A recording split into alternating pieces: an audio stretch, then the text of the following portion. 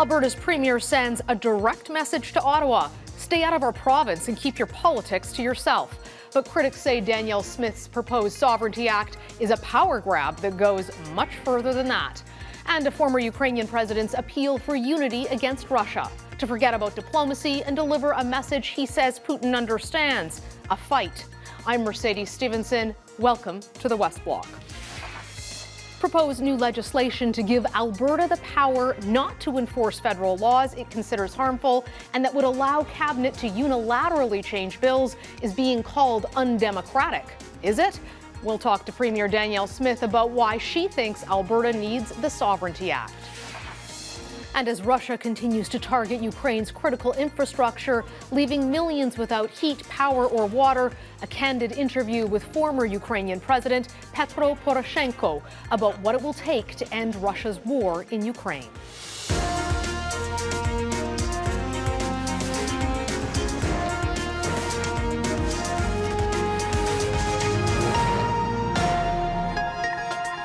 Alberta Premier Danielle Smith followed through on a campaign promise last week and introduced a bill aimed squarely at the federal government. It's called the Alberta Sovereignty Within a United Canada Act, and it would give the province the power to not enforce federal laws that it considers harmful to Alberta's interests. In Ottawa, a muted response to the move from the Prime Minister. We're going to see how this plays out. I'm not going to take anything off the table, but I'm also not looking for a fight. We want to continue to be there to deliver for Albertans. There's going to be things that we agree with that government on. There's going to be things we disagree with them on. And my focus is always going to be constructive in terms of delivering for people right across the country. Thank you. Some constitutional experts are calling the proposed legislation undemocratic as it grants sweeping powers to the provincial cabinet, while critics say it's not necessary in the first place. Obviously, the Premier disagrees with that, and she's joining me now. Danielle Smith joins me from Alberta. Premier, thank you for making time for us today. Nice to see you. My pleasure. Thanks for having me. I have to be honest with you. I was a little bit surprised when I saw this bill, knowing your background and some of your more libertarian tendencies, that you would write a clause into this that allows Cabinet to unilaterally make changes. Why is that in the bill, and are you seriously considering taking that out?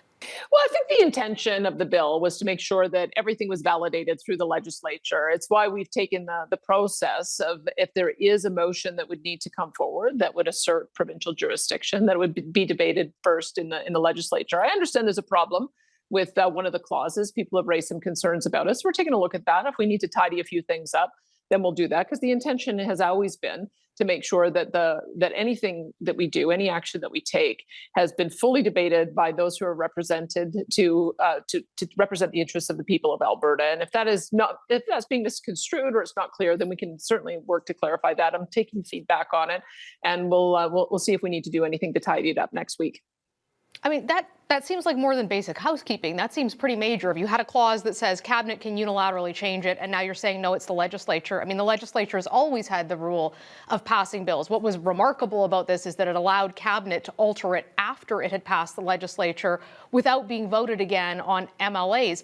So, did you ever intend on using this? Was it a political statement? Is it just that you're rushing this through? How does something that big, that's inaccurate, if that's what you're saying, end up in a bill? Well, I guess the thing is, enactments take two forms. I mean, we're getting a bit into the weeds, but you know how you have statutes and you also have regulations. It's pretty understood that Cabinet has the ability to do ministerial orders, to make changes in regulation, to do directives, to make changes in policy. I think we just have to be very clear that any statutory change has to return to the legislature. That was always the intention. If that's not clear, then I may have to just make some amendments to make sure that it's underscored. Yeah, I mean, not only was it not clear, it was in the bill, but I have to wonder, if Justin Trudeau said that he wanted a power like that, what your reaction would be. Well, my reaction would be that you put legislation forward, you get feedback, goes through multiple readings, you make amendments, and if there's some amendments that we need to make sure that we underscore and clarify that the legislature has the ultimate say when it comes to statutory change, then we'll do that. Is there anything on your radar right now as you look at this Alberta Sovereignty Within United Canada Act and you say, this is my first target? It's going to be the gun legislation and the changes that there's been this political bun fight over this week in Ottawa. Is there, the carbon tax? Do you have a particular target in mind at this point to use the act? Two in particular.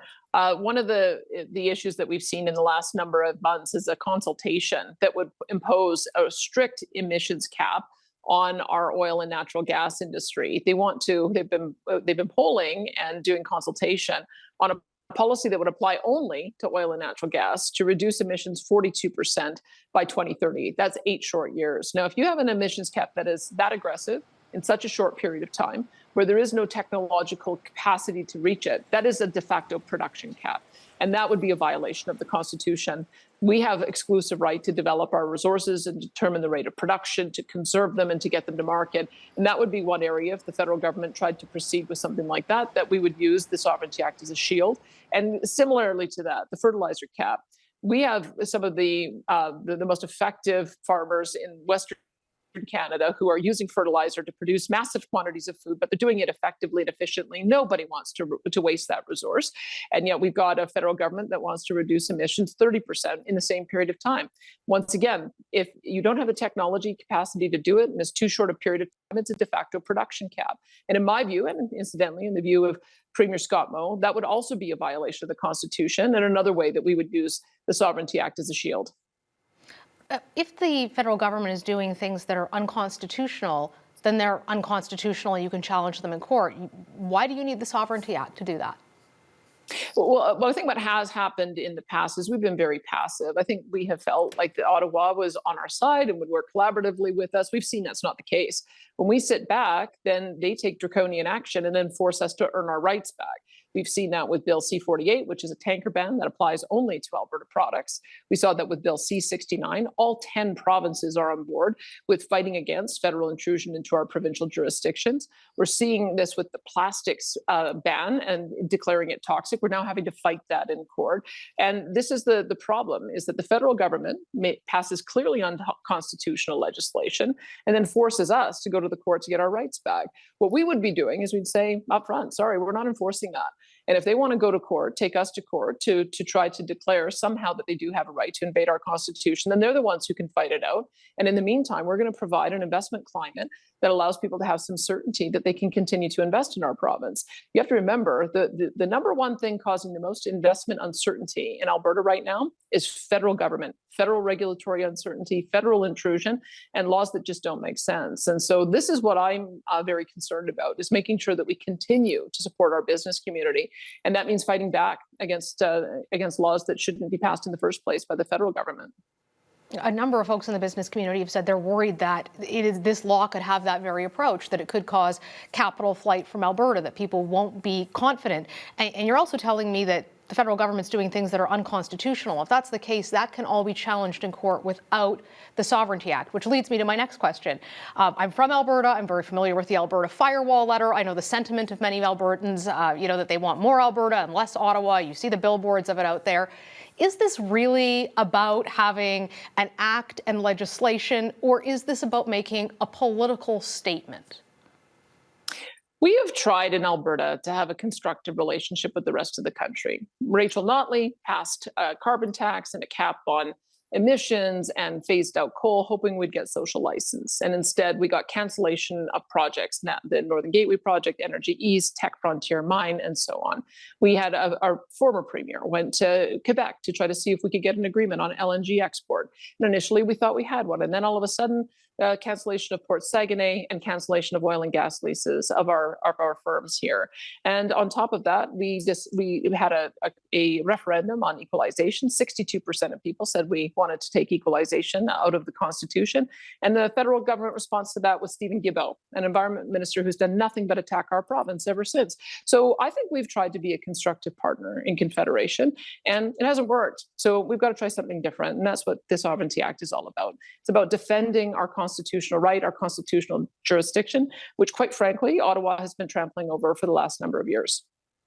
Well, and there's a lot of experts who say that this law in and of itself is unconstitutional, though, because you're saying you're not going to enforce federal laws, which have nothing to do with provincial jurisdiction. What's your response to those folks? We have gone through teams of lawyers looking at it, and I can, I suppose you can point to some that say it's unconstitutional. I can point to several who say it absolutely is constitutional, because what it does is it acknowledges the actual state of our country. Our country, when I pass laws in Alberta, I don't have to seek the approval of Justin Trudeau to pass them. It is by and with the consent of the King. It's with His Majesty's consent. And that tells us something about how our country is set up.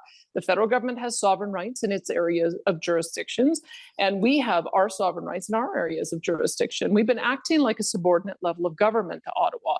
Just because Ottawa introduces something doesn't mean they have a right to do that.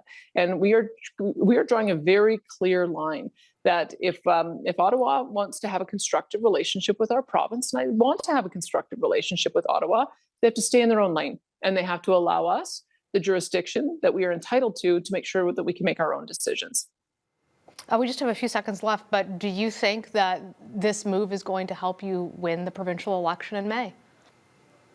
Well, I'm looking forward to actually winning some important political battles with Ottawa right now. I mean, what I'm hoping for is that in seeing that we want to be a constructive partner, that we want to work with them on meeting our international commitments, but we want to do it in a way that doesn't crush our industry. We want to do it in a way that supports our industry. We want to do LNG export. We want to look at carbon technology. We want to make sure that we develop our hydrogen economy.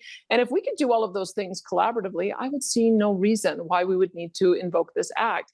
I've seen some early signs that the federal government is beginning to understand this. The fact that Environment Minister Stephen Guilbeault did not sign the final communique at COP27, he said because in doing so, he would be violating the provincial rights over natural resource development. It would face a legal challenge that he would lose.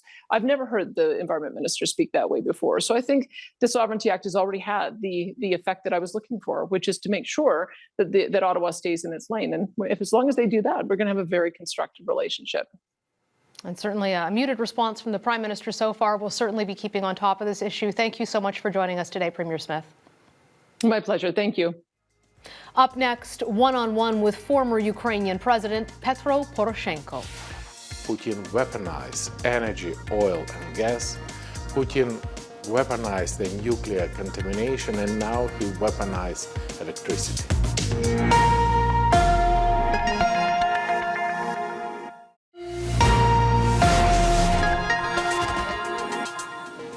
NATO foreign ministers, including Canada's Melanie Joly, reaffirmed their support for Ukraine at meetings in Romania last week. Ukraine very much wants to join NATO, and NATO Secretary General says the door is open, but the focus for now, he says, is on ending Russia's war in Ukraine. Former Ukrainian President Petro Poroshenko says joining NATO and the European Union will be key to Ukraine's future. I sat down with him at the Halifax International Security Forum to talk about the war and what Canada can do to help.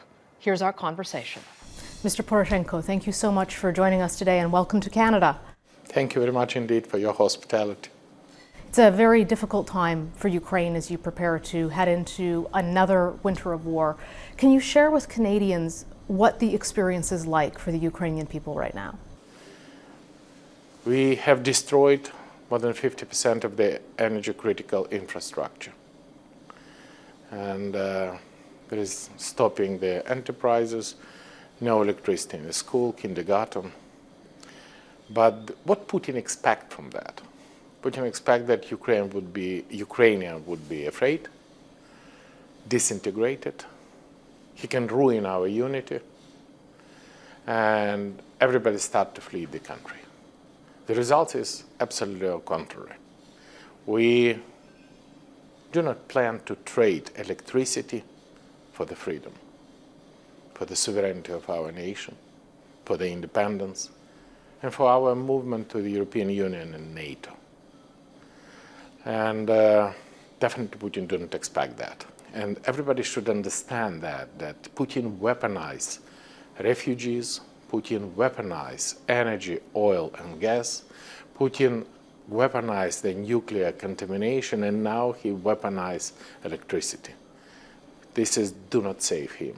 And the unity of the whole world, including Canada, and I am very much appreciating first of all, the Canadian people, for the enormous solidarity with Ukraine. And that's why I'm here. This is my messages, which we waiting from the whole world, and particularly from Canada. Weapons, weapons, and weapons, because anti-aircraft air defense can protect and close the sky from the critical energy infrastructure. Point number 2, sanction and embargo. Point number 3, help us to finance the deficit of the budget to keep running the state. And point number 4, create the anti-Putin coalition in the world, because without that we cannot get a security. And point number 5, we definitely count on Canada in supporting our appreciation to have the full NATO membership, because this is the only instrument how we can guarantee the security in Europe, guarantee the security in the whole world. You've been speaking with our Minister of National Defence. Is your sense that Canada is going to support you in those requests for more weapons, for approving Ukraine's membership in NATO being fast-tracked? Are you getting the sense the Trudeau government is behind you? No doubt. And I have this feeling since the year 2014, when we launched a special program for cooperation, and Canada was among the first nation in the world since the beginning of the war, because I want to remind you that Putin attacked us in the year 2014, and that was not only Crimea, that was his plan to create so-called Novorossiya, divided the country by half, and we threw Russians away from the 2/3 of the occupied Donbass, from Kharkiv, from Odessa, from all this region which is now. And exactly in the year 2015, we get a special training mission from Canada, and now Minister confirmed me that more than 35,000 Ukrainian special soldiers, starting from the Special Operation Forces and finishing with the tank driver, starting with the radio electronic warfare system, were prepared by Canada together with the supply for our armed forces. It starts with the winter uniform. And I remember already Steve Harper, who was signed their first contract, and then was a brilliant cooperation with Justin Trudeau, with Chrystia Freeland, and many, many others, including your Minister for National Defense, for the brilliant cooperation with Ukraine. We count on Canada, and we feel that this is position of the real friend. Friend in need is a friend indeed. And one of the first Canadian politicians who visited us, they come directly to Kiev. And this is also extremely important symbolic things that Putin, we are not afraid you. Putin, we are not trust you. And Putin, we created in Ukraine anti-Putin coalition. Do you believe that Vladimir Putin is willing to go further than Ukraine? Is he willing to strike a NATO country? This is the most often question I have. And I just want to remind you, when Putin became a president, it happening several disastrous terroristic attacks, which now proved that it was organized by Putin and Russian FSB. They killed hundreds of Russians just for rising up his political rating. Another reason for attacking Georgia in year 2008 was political rating of Putin. Another reason for attacking us in 2014 was Putin political rating. And this is just demonstrating that there is no any red line for Putin. How do you stop him then? Putin understands only the language of strength. And when now everybody said that we should speak with Russia, we should have a negotiation with Russia, my answer was, this is true, and we have this negotiation. And we have one of the best negotiators in the world. And this best negotiator name is, you're right, Armed Forces of Ukraine. We have a successful negotiation for, as they said, gesture of the goodwill to withdraw Russian troops from Kyiv. We have a successful negotiation for Kharkiv. We have a successful negotiation for Kherson. And definitely, if we support this negotiator by weapons, by information, intelligence, the instrument of the hybrid war, definitely we stop Putin. And definitely we already do a lot for these type of things. And the end, what be the end? We shouldn't speak that we are looking for peace, because this is a different understanding of peace. Peace in Putin understanding means ceasefire for a shortened period of time, renew the attacking potential of the Russian armed forces, and attack no matter us, Poland, Lithuania, Latvia, Estonia, or any other countries, maybe Kaliningrad, maybe Sweden, maybe Finland again, like in 1939. But we should speak peace through the victory. And victory for Ukraine means need several important instruments. Again, weapons. Point number 2, sanction and embargo to stop Putin to financing his military budget. Point number 3, financial support.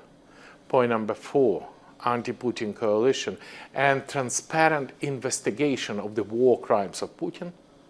And point number 5, last but definitely not least, or maybe number 1, this is the full membership of Ukraine in EU and NATO. This is my, or not only my, Ukrainian plan for victory. Mr. Poroshenko, we appreciate your time, and the Ukrainian people are in all of our thoughts and our hearts at this difficult time. Thank you for sitting down with us. Thank you. And remember, I invite you to visit Kyiv. Thank you. I would love Ukraine. that. And believe me, this is now the place where the future of the world is defining. Up next, another veteran speaks out about being offered medical assistance in dying.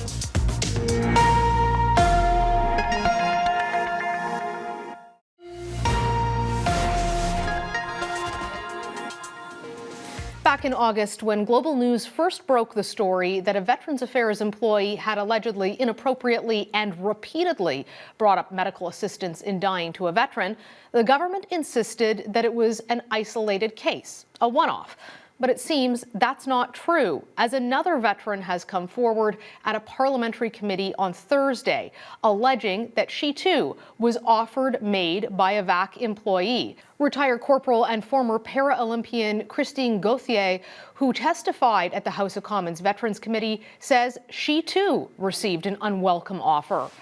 I can't believe that you will, in less amount of time, give me an injection to help me die, but you will not give me the tools I need to help me live. Last week, Veterans Affairs Minister Lawrence MacAulay testified that the number of veterans who had been offered MAID had risen to as many as 5. Gauthier's testimony brings the total number of cases up to 6. It is not yet known if Gauthier's case is linked to the now suspended employee who made the offer in the other cases, allegedly. RCMP have been contacted to investigate. We'll be watching closely to see if any more veterans come forward through those committee hearings in coming days. That's our show for today. Thanks for watching for the West Block. I'm Mercedes Stephenson, and I'll see you next Sunday. Have a great week.